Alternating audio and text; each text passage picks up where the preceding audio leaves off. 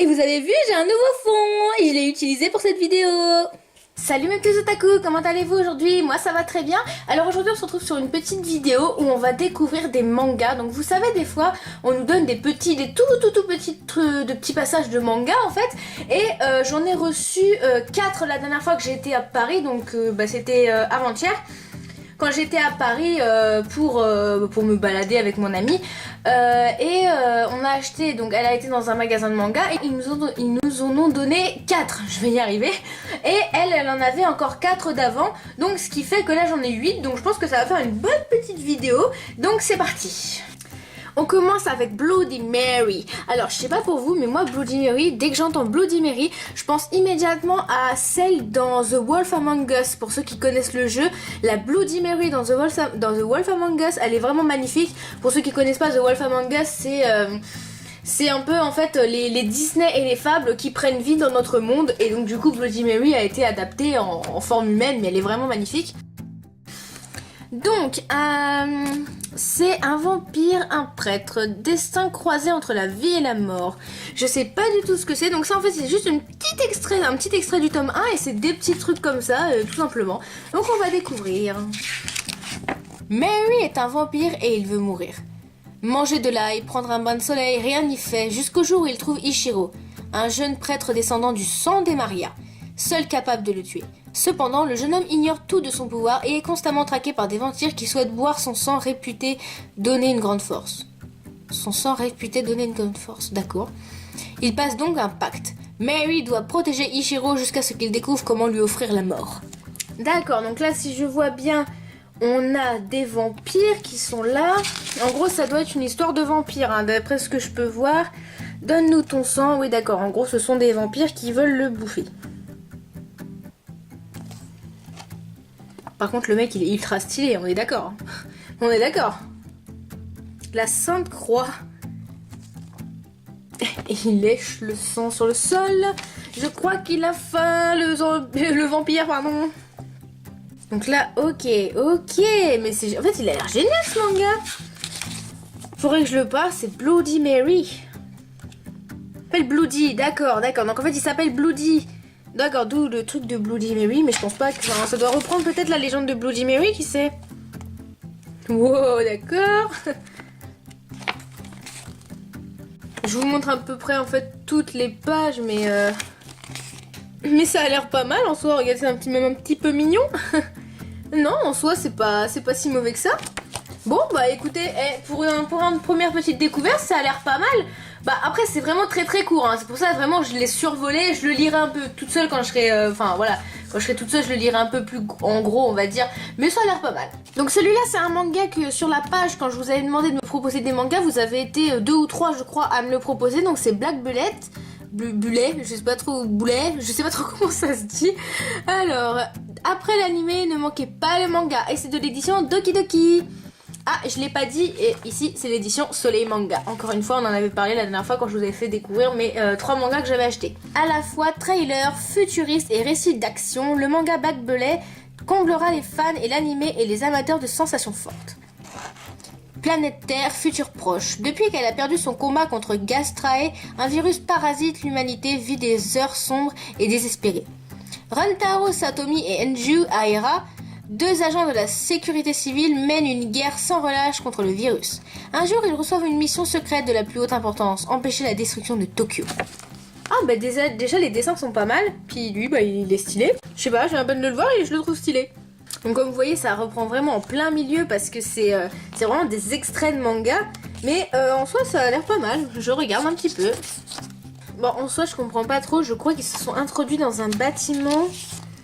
Mais ouais, après c'est vraiment, je survole, hein, je lis vraiment pas, donc c'est vrai que je comprends vraiment pas tout de ce que je suis en train de voir. Ouais, ça doit être un bâtiment abandonné, je pense, quand on regarde là. Cher milicien. Oh! Ah! Il est vachement stylé ce méchant là.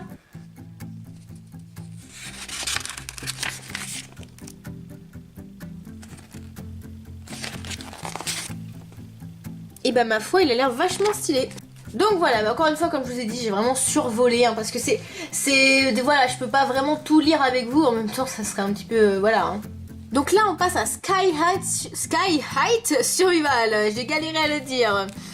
Dernier étage, destination enfer. Hors de danger, Yuri reprend ses esprits et se met en chemin pour retrouver son frère. 2. Cependant, elle réalise très vite qu'il n'y a aucun refuge possible, les masques sont partout. Vaincue par le désespoir, Yuri en vient à considérer l'échappatoire la plus radicale, le vide. Mais si le grand saut est la plus rapide des solutions, est-ce vraiment la seule ? 5. Yuri est encore bien loin d'avoir toutes les cartes en main. D'accord. Donc en fait c'est une fille. Yuri, je sais pas pourquoi j'avais pensé que c'était un homme. Donc à mon avis ça là, ce genre de les masques, ça doit être les méchants de l'histoire, je pense. Bah ça commence bien quand on ouvre le tome, dis donc. Oh c'est très joli. Chapitre 1, je comprends rien, je comprends rien à ce monde. Oh bah c'est normal, t'inquiète, personne ne comprend normalement. Ah oui d'accord, ah mais il a l'air vachement gore, j'aime beaucoup. J'aime beaucoup en général les mangas un peu gore comme ça. Donc ça c'est Yuri, ok. Il est impossible d'aller jusqu'en bas. Ça veut dire que tu vas pas te sauver tout de suite ma chérie. Et là en fait il y a personne dans l'immeuble, apparemment elle est toute seule. Ok, donc là, elle se retrouve au bord du toit. Ah, elle a pas de réseau. C'est super quand t'appelles un ami à l'aide et qu'il te dit « Oh, bon sang, toi aussi, tu es dans cette merde !» Oui. D'accord, donc là, on a un grand pont qui traverse les immeubles. Ah, attention. Ah, c'est une warrior, en fait, elle. Ah, plus de téléphone. Mince. Ça, c'est dommage. Bah traverse-le hein ma fille, hein, t'as plus rien à perdre maintenant de toute façon.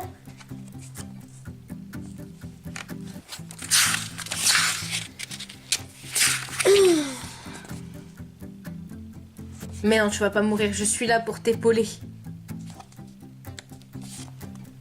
Oh, mais il est vachement gros quand même le pont hein. Oh, il faut surtout pas regarder en bas ma fille. Hein. Coucou, fais pas demi-tour, je suis là. Mais n'empêche, il a une hache, hein, il pourrait facilement voilà, casser le pont. Hein. D'accord, donc là, elle essaye de s'adresser à lui, mais bon, ça se voit quand même que le mec, il est détraqué, non? Voyons voir, qu'est-ce qu'il va faire? Il va lui foncer dessus, non? Bah oui, évidemment. Bah oui, cours ma fille. À quel moment il y a un psychopathe qui essaye de te tuer, t'essayes de te retourner et lui dire « Monsieur, s'il vous plaît, je comprends pas le monde dans lequel je suis. » Mais non, non.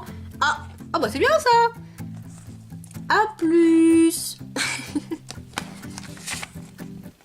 Bah, elle a un peu tué un homme, hein, mais c'est pas grave. Et bah franchement, il me plaît beaucoup par contre celui-là. Hein. Alors là, je vais pas vous mentir, moi j'aime beaucoup ce qui est gore, et bah franchement, il a l'air pas mal. Donc là, on a Spice et Wolf.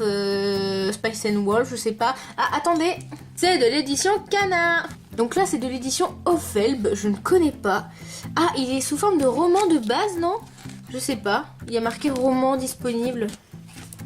Oh d'accord, donc c'est un roman en fait, d'accord, tout simplement. Ah parce que moi j'étais partie à le lire dans l'autre sens, hein. D'accord, donc ça c'est pas un manga. C'est un roman. Ah bah dis donc. D'accord, donc là on a un trafic de fourrure. Mais c'est génial, ça commence super bien. Hein. Alors là du coup effectivement je vais avoir plus de mal à vous parler parce que j'essaie de survoler. Là c'est beaucoup trop long, je pensais pas que ça serait en format roman. Par contre d'après ce que je vois ouais ça, bah, en gros moi je serais partie sur des humains en animaux quoi. Bon en tout cas je lirai mais je vais pas le lire avec vous parce que je pense que ça sera beaucoup trop long. Donc là on a Routine, donc si vous vous rappelez moi j'avais vu Reload et ça n'a rien à voir normalement hein. Donc là c'est de l'édition Doki Doki encore. Quel mystère se cache derrière le dôme? Je ne sais pas. Après l'accident de la mort de Q. Ah bah ça va être beaucoup. À 13 ans, un dôme infranchissable s'est matérialisé autour de Sumihama. Depuis, la ville est totalement isolée du reste du monde lorsque le lieutenant Oro Gataka, oui, je suis pas habituée encore au nom, hein, 24 ans réussit à pénétrer à l'intérieur, il est englouti par une lumière aveuglante. Il se retrouve 13 ans en arrière, le jour où une explosion avait retenti. Le jeune homme va revivre cette journée et tenter d'éviter un drame qui avait bouleversé sa vie et celle de ses amis. Va-t-il réussir à changer le cours des choses? Quels sont les liens entre les événements de l'époque et le dôme actuel? Oro ne le saura qu'en réussissant à percer le mystère qui est derrière tout ça. À la manière de la saga Retour vers le futur, Routine vous plonge dans un récit de science-fiction, oui, fiction, fluide et sans prise de tête, où le héros fera tout pour éviter un futur tragique à ses amis d'enfance. D'accord, donc à mon avis c'est un héros qui avait déjà vécu un drame avec ses amis d'enfance avant, et là il va devoir le revivre. Ah, il y a des robots apparemment. Ah bon? Alors attends. Ah d'accord, donc là il a perdu les contrôles apparemment, et c'est à partir de là qu'il doit y avoir eu un drame. Ah! Et il est redevenu enfant. D'accord, ok, donc c'est carrément d'accord. Je pensais pas qu'il reviendrait aussi à l'état d'enfant. Voilà, je suis redevenu un enfant, c'est quoi ce délire? D'accord, donc en fait il va revivre carrément vraiment tout quoi. Bah écoutez, en soi ça a pas l'air si mauvais que ça, hein. Je sais pas, j'ai pas eu beaucoup d'informations plus que ça, on sait juste comment il s'est retrouvé dans le futur quoi. Donc là on a Dr Stone, il a l'air beaucoup plus épais que les autres. Donc le tome 1, le 4 avril, il y a d'accord. Donc, et ça c'est un extrait du tome 1, et c'est de l'édition Glénat. Taiju, un lycéen tokyoïte, est un jour victime d'un phénomène mystérieux. En une fraction de seconde, l'humanité entière est transformée en pierre. Ah d'accord. Des milliers d'années plus tard, à son réveil, il décide de rebâtir la civilisation à partir de zéro avec son ami Senku. Premier opus du meilleur récit de survie et d'aventure SF de tous les temps. Ah ouais, d'accord, donc d'accord, mais c'est bizarre. En tout cas, les dessins sont géniaux. Bah, ils sont géniaux. J'ai du mal. Oh, mais elle est toute choupie, elle. D'accord, donc là, on a une espèce de lumière aveuglante qui vient, et c'est peut-être à partir de là que ça va se transformer. D'accord, ouais, c'est ça. Et c'est à partir de cette lumière qu'ils se transforment tous en pierre. Oh, mais ils sont encore vivants. Regardez, ils parlent. Ça veut dire qu'ils sont encore tous en vie, en fait. Ah, c'est glauque quand même. Ah, bon, bah, il y en a qui sont morts après, malheureusement. C'est écrit en anglais, là. C'est bizarre. Et ils restent tous vivants. Ah, c'est glauque. D'accord, et lui, il a réussi à s'en sortir. Et elle aussi, je crois. Si je réalise bien ce que je suis en train de voir. Donc là, ouais.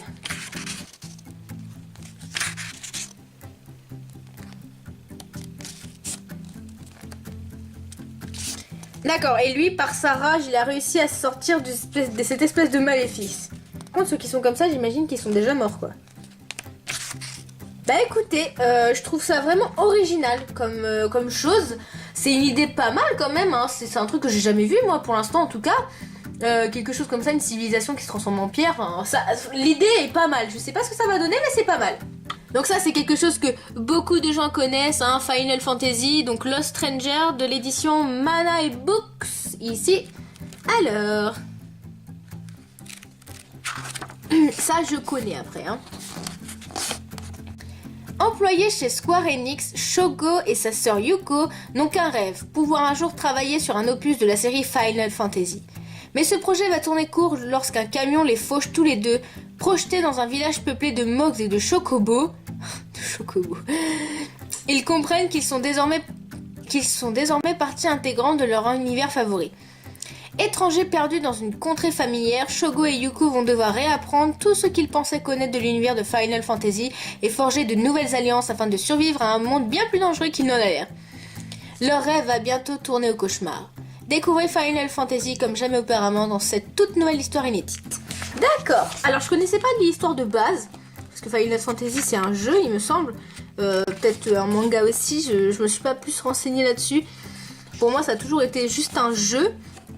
Mais en soi, l'adaptation manga n'a l'air... Enfin en tout cas ce manga n'a l'air pas si mal que ça. Donc ça c'est Yuko, comme on peut le voir, et j'imagine que lui c'est Shogo. Oh c'est trop mignon. Regardez comment ils sont trop chauds. Oh. Même adultes, ils restent mignons quand même. D'accord, donc c'est à partir de là qu'ils vont se faire renverser par le bus. Oh, mais c'est mignon. Il s'appelle Mog, on va l'appeler Mog. Oh, il est vachement stylé, lui. Et elle est vraiment magnifique. Eh, j'aime beaucoup, par contre, les dessins. Hein. Ils sont magnifiques. Waouh. Écoutez, je le lirai plus tard parce qu'il a l'air pas mal en vrai. Bon, mais pleure pas ma puce. Jeu vidéo. Ah, donc là, elle va se faire attaquer par un... Oh, super. Allez, courage les enfants. Oh, c'est trop mignon. Bah écoutez, je trouve ça vraiment pas mal. Pour le coup, il a l'air vraiment bien. Et le dernier, c'est Kennen. J'imagine que ça se prononce comme ça. Un duo irrésistible au cœur du Japon légendaire. Et c'est de l'édition Doki Doki. Sommés par un esprit maléfique de sacrifier une jeune fille à la divinité du temple local, des villageois font appel à Hayate, un chasseur de démons. À leur grande surprise, ce dernier n'est autre qu'un superbe chien blanc doté de grands pouvoirs. Ah d'accord. Grâce à son aide, ils ne tardent pas à découvrir que la créature à l'origine de leur ennui n'est autre que le Kakuen Mashira, un être mi-homme mi-singe ayant pour habitude d'enlever des humains. Ce dernier, peu déstabilisé par sa rencontre avec le chien, décide de l'adopter. Ainsi commencent les relations tumultueuses comme chien et singe de ces deux êtres surnaturels au gré des saisons du Japon légendaire. Si vous avez aimé le film Princesse Mononoke, l'univers de Kennen devrait vous séduire.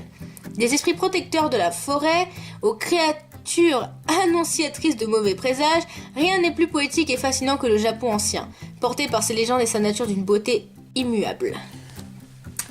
Et bah, vous savez quoi, moi j'aime beaucoup tout ce qui touche au Japon, donc ça pourrait peut-être me plaire. Voyons. D'accord, donc j'imagine que lui c'est l'espèce de démon singe et lui le chien qui est censé chasseur de démons, si je comprends bien. Mais apparemment ils veulent pas qu'il le garde.